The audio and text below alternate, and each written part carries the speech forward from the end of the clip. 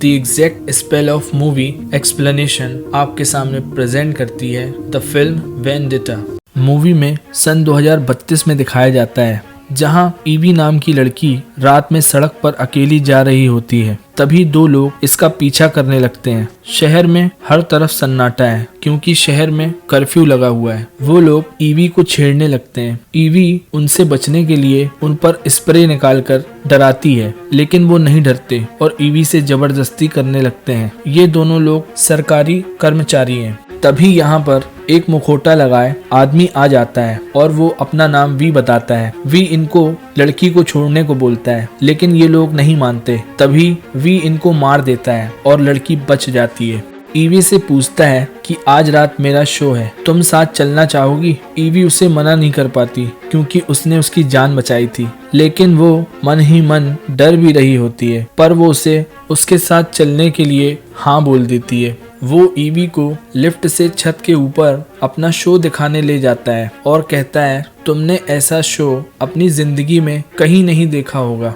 तभी वो इशारा करता है और सामने वाली बिल्डिंग में जोरदार धमाका होता है और बिल्डिंग तबाह हो जाती है। ये एक सरकारी कोर्ट था जहां उसने ये ब्लास्ट किया। ईवी यह सब देखकर बहुत ही घबरा जाती है। अगले दिन सुबह सभी न्यूज चैनल्स इस वीडियो को कवर कर रहे होते हैं कि सरकारी बिल्डिंग पर अटैक हुआ है, लेकिन तभी एक सरकारी अफसर टीवी पर आता है और वो बोलता है कि वो बिल्डिंग पुरानी हो गई थी इसलिए उसे गिराया गया, जबकि यह बात वो झूठ बोल रहा होता है ताकि सिस्टम पर सवाल न उठे। तभी न्यूज चैनल के ऑफिस में वी पहुंच जाता है। उसने अपनी बॉडी पर बहुत सारे बॉम्ब लगाए होते हैं, जिसे देख सब घबरा जाते हैं। अब वो लाइव टीवी पर बताता है कि कल जो कोर्ट की बिल्डिंग गिरी उसे मैंने ही गिराया है। वो कहता है मैं सरकार के खिलाफ हूँ क्योंकि सरकार लोगों पर अत्याचार कर रही है, धर्म मानने वालों को मारा जा रहा है, समानता की बात अब रह नहीं गई। वी कहता है कि हम और आप सभी लोग आंदोलन करेंगे और गवर्नमेंट के खिलाफ लड़ेंगे। 5 नवंबर को हम पार्लियामेंट के बाहर मिलेंगे। ये बात कहते हुए वो बिल्डिंग के बाहर निकल जाता है। तभी पुलिस वाले उसे घेर लेते हैं। एक ऑफिसर उसके ऊपर गन तान देता है। यह सब कुछ ईवी देख रही होती है और वो उस पुलिस वाले पर स्प्रे छिड़क कर उसका ध्यान भटकाने की कोशिश करती है। तभी पुलिस वाला ईवी को गन मार देता है और ईवी बेहोश हो जाती है। तभी वी उस पुलिस वाले पर अटैक कर देता है और वो पुलिस वाला भी बेहोश हो जाता है। ये सारी घटना सीसीटीवी कैमरे में रिकॉर्ड हो जाती है, इसलिए वी उसे अपने घर ले जाता है। जब उसे होश आता है तो वो यहाँ से जाने लगती है। तभी वी उसे कहता है कि तुम यहाँ से नहीं जा सकती क्योंकि तुमने मेरी मदद की है और ये सारी घटना सीसीटीवी कैमरे में रिकॉर्ड हो चुकी है। अब पुलिस वाले तुम्हें ढूंढ रहे होंगे, इसलिए तुम्हें यहाँ से नहीं जाना चाहिए। ईवी भी उसकी बात मान जाती है और वहीं रुकने का मन बना लेती है। अब वी एक घर में जाता है और वहाँ एक ऑफिसर और फादर को मार देता है और उनकी लाश के ऊपर गुलाब रख देता है। ईवी उसके घर पर ही रहती है। वो उसका बहुत ख्याल रखता है, उसके लिए तरह तरह के खाने बनाकर खिलाता है। दरअसल वो ईवी को पसंद करने लगा है। ईवी को भी यह समझ में आ जाता है कि वो जो कुछ भी कर रहा है वो सरकार के खिलाफ है, आम आदमी की इसमें जीत है। लेकिन ईवी को उसका रहने का ढंग पसंद नहीं होता। वो वहाँ से भाग जाती है और अपने बॉस के घर पहुँचती है। वो उसे अंदर बुला लेता है। उसका बॉस उसे कई पेंटिंग्स दिखाता है और उसके पास पवित्र कुरान भी होती है। वो इन सब पर यकीन करता है। इस किताब में यह लिखा है, अगर जुल्म बढ़ जाए तो अपने रब को याद करो, तुम्हारे अंदर जितनी भी हिम्मत हो लगा दो, लेकिन सच्चाई से पीछे मत हटो। ऑफिसर गुलाब का फूल लेकर डॉक्टर के पास जाता है। ये वही फूल होता है जो उसे डेड बॉडी के ऊपर मिला होता है। इस फूल को देख वो डॉक्टर समझ जाती है, शायद वो उसके बारे में जानती है जिसने ये फूल को डेड बॉडी के ऊपर रखा, पर वो पुलिस से कुछ नहीं कहती। अब रात में जब वो अपने घर सो रही होती है तभी उसके सामने वी आ जाता है। डॉक्टर उसे देखते ही पहचान लेती है। डॉक्टर उससे कहती है, मैं पहले ही समझ गई थी कि ये तुम ही हो। वी उसे गुलाब का फूल देता है और उसके सामने इंजेक्शन निकालता है। तभी डॉक्टर समझ जाती है कि मेरी मौत तय है। थोड़ी देर बाद पुलिस वहां पहुंचती है। तब तक वो डॉक्टर की मृत्यु हो चुकी होती है। यहाँ पर पुलिस को एक डायरी मिलती है जो कि उस डॉक्टर की थी।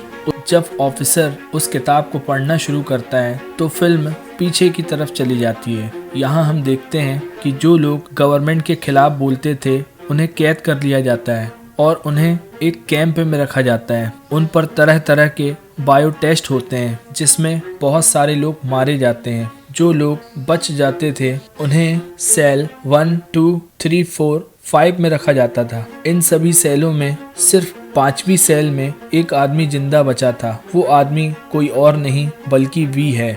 वी ने वहाँ बड़ा धमाका किया और मौके का फायदा उठाकर वहाँ से भाग गया। और ये जो टेस्ट किए गए उनमें यही डॉक्टर, कमांडर और फादर थे। वी ने इन लोगों को निशाना बनाकर मारा है। अब फिल्म प्रेजेंट में आ जाती है जहाँ पर हम देखते हैं पुलिस वाले ईवी को पकड़ने उसके बॉस के घर में पहुंच जाते हैं और वो ईवी को पकड़ लेते हैं। अब वो उससे पूछताछ करते हैं लेकिन ईवी उन्हें कुछ नहीं बताती। वो लोग ईवी पर 3rd डिग्री टॉर्चर करते हैं। उसके बाल भी काटे जाते हैं और उसे गंजा कर दिया जाता है। एक लड़की के लिए उसकी बालों की अहमियत क्या होती है वो वही बता सकती है। लेकिन पुलिस वाले हर संभव प्रयास करते हैं। अब उसे एक सेल के अंदर बंद कर दिया जाता है। वहाँ पर उसे एक खत मिलता है। उस खत में एक लड़की के बारे में लिखा होता है जो इस सेल में पहले कैद थी। उसने इस खत में लिखा होता है कि उसे बहुत टॉर्चर किया गया, उस पर तरह तरह की यातनाएं दी गई, लेकिन उसने अपने और अपने साथियों के बारे में कभी भी कुछ नहीं बताया। यह बात पढ़कर ईवी को बहुत ही हिम्मत मिलती है और वो पुलिस को कुछ भी नहीं बताने का फैसला करती है। इतने में ही एक आदमी आता है और कहता है तुम आज़ाद हो और यहाँ से जा सकती हो। वो बाहर निकलकर सीधे वी के पास पहुँचती है जहाँ वी को दिखाया जाता है कि वो बहुत देर से उसका इंतजार कर रहा होता है, जैसे उसे पता हो कि ईवी कहाँ थी। वी कहता है कि तुम्हें मेरे कहने पर टॉर्चर किया गया और तुम्हारे बाल काटे गए। तुम्हें जेल में बंद मैंने ही करवाया। दरअसल मैं तुम्हारा इम्तिहान ले रहा था और तुम उसमें पास हो गई। वो पूछती है कि मेरे बॉस कहाँ है। वी उसे बताता है कि उसे पुलिस वालों ने मार दिया है। ईवी उसे वो खत देती है जो उसे सेल में मिला था। तो वी बताता है कि यह खत असली है। उसे बहुत तड़पाया गया, उस पर तरह तरह के टेस्ट करे गए और आखिरकार उसके शरीर ने जवाब दे दिया और उसकी मौत हो गई। ईवी यहाँ से जाना चाहती है क्योंकि उसे वी के घर में घबराहट होती है। वी कहता है कि मैं 5 नवंबर से पहले तुमसे मिलना चाहूँगा। तो इस पर ईवी उसे हाँ कह देती है और यहाँ से चली जाती है। अब पुलिस को वी का मेल आता है। वो ऑफिसर्स को मुलाकात करने के लिए बुलाता है। ऑफिसर्स उससे मिलने जाते हैं। वी उन्हें बताता है आज से कई साल पहले सरकार ने एक कैंप बनाया था जिसमें सरकार के खिलाफ जो भी लोग होते थे उन्हें उस कैंप में भेज दिया जाता था। उस पर तरह तरह के बायो टेस्ट कर साइंटिस्ट ने एक वायरस बनाया जिसे सरकार ने कई जगह फैलाया, स्कूल, स्टेशंस और घनी बस्तियों में, जिसमें हजारों लोग मारे गए। इस बीमारी का इलाज भी इन्हीं के पास था, इसलिए ये लोग बहुत फेमस हुए और इन लोगों ने खूब फायदा कमाया और इन जैसे लोगों को बड़े बड़े पदों पर रखा गया, जबकि ये लोग बहुत ही बड़े गुनाहगार हैं। इसके बाद वी यहाँ से चला जाता है। अगले दिन ऑफिसर्स उसके बारे में पता लगाते हैं क्योंकि धमाके के बाद उस लैब में कोई भी कैदी नहीं बचा था, तो उन्हें समझ में नहीं आ रहा था आखिर वी है कौन। अब 5 नवंबर की तारीख आने वाली थी। सभी न्यूज़ चैनल्स इसी की बात करने लगते हैं। वी ने पूरे शहर में अपने जैसे दिखने वाले मास्क को बांट दिया है। सभी लोग सरकार के खिलाफ मास्क लगाकर घूमने लगे हैं। एक बच्ची ने मास्क पहना होता है, पुलिस वाले उसे मार देते हैं। ये बात शहर में आग की तरह फैल जाती है। भीड़ उस पुलिस वाले को मार देती है। अब पूरे शहर में एक क्रांति सी फैल चुकी है। लोग वी के सपोर्ट में हैं और सभी सरकार का खात्मा चाहते हैं। ईवी भी 5 नवंबर के पहले वी से मिलने जाती है। वो लोग साथ में डांस करते हैं। वी उसे बताता है कि मैं पार्लियामेंट को उड़ाने वाला हूँ। इसके बाद सरकार कुछ नहीं कर पाएगी और बुराई का अंत होगा। इसके बाद वो ईवी को ट्रेन के पास ले जाता है। ईवी देखती है कि वहाँ बहुत सारा बारूद है। तभी वी कहता है यह सब कुछ तुम्हारा है। और तुम्हें ही इसका इस्तेमाल करना है। ये कहते हुए वो पार्लियामेंट की तरफ निकल पड़ता है। पार्लियामेंट की सिक्योरिटी में कुछ सैनिक लगे होते हैं। तभी वी उनके सामने आकर कहता है कि मुझे वाइस चांसलर चाहिए। तो ऑफिसर्स वाइस चांसलर को किडनैप कर उसके पास ले आते हैं। तभी वी उस पर गुलाब रख देता है, लेकिन तभी ऑफिसर वाइस चांसलर को मार देता है। ऐसा वो इसलिए करता है कि वो अगला वाइस चांसलर बन जाए और वी पर सारा इल्ज़ाम डाल दे और बाद में वी को भी मार दे। जब वो लोग वी पर हमला करते हैं तब वी उनके साथियों को मार देता है। वो एक सुपर हीरो की तरह अपनी चाकू को चलाता है। वो ऑफिसर वी पर दनादन गोलियां दाग देता है, लेकिन वी उसे मार देता है।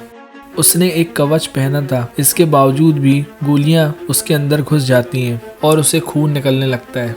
तभी वो लड़खड़ाते हुए ईवी के पास पहुंचता है। वो उसे बताता है कि वो ईवी को बहुत पसंद करता है। वो बोलता है, मैं बहुत हिम्मत करके तुमसे मिलने आया हूँ, अब मेरा ये काम तुम्हें ही पूरा करना है। और ये कहते हुए वो मर जाता है। ईवी उससे लिपटकर खूब रोती है क्योंकि वो भी उसे पसंद करती थी। अब ईवी उसे ट्रेन में रख देती है। तभी एक ऑफिसर वहां पर आ जाता है और उस पर गन तान देता है। ईवी उससे कहती है कि क्या तुम्हें नहीं पता, पूरी गवर्नमेंट, पूरा सिस्टम, सब कुछ खराब है, सब कुछ करप्ट है। अगर हम आज रुक गए तो कभी फिर अच्छी सुबह नहीं देख पाएंगे। वो ऑफिसर भी इस बात से सहमत होता है। तभी वो इस ट्रेन को भी जाने देता है। अब हम देखते हैं कि वी के सपोर्टर पार्लियामेंट के बाहर वी की तरह मास्क लगाकर खड़े होते हैं। यहाँ बहुत बड़ी सेना भी होती। अब ट्रेन भी पार्लियामेंट के नीचे पहुँच जाती है, जहाँ पर जोरदार धमाका होता है और पार्लियामेंट पूरी तरह खत्म हो जाता है। वहाँ आतिशबाजी भी होती है। अब लोग अपने चेहरे से मास्क उतारने लगते हैं क्योंकि बुराई का अंत हो चुका है एक नई घटना के साथ, और लोग अब बहुत खुश हैं। और इसी के साथ यह फिल्म खत्म हो जाती है।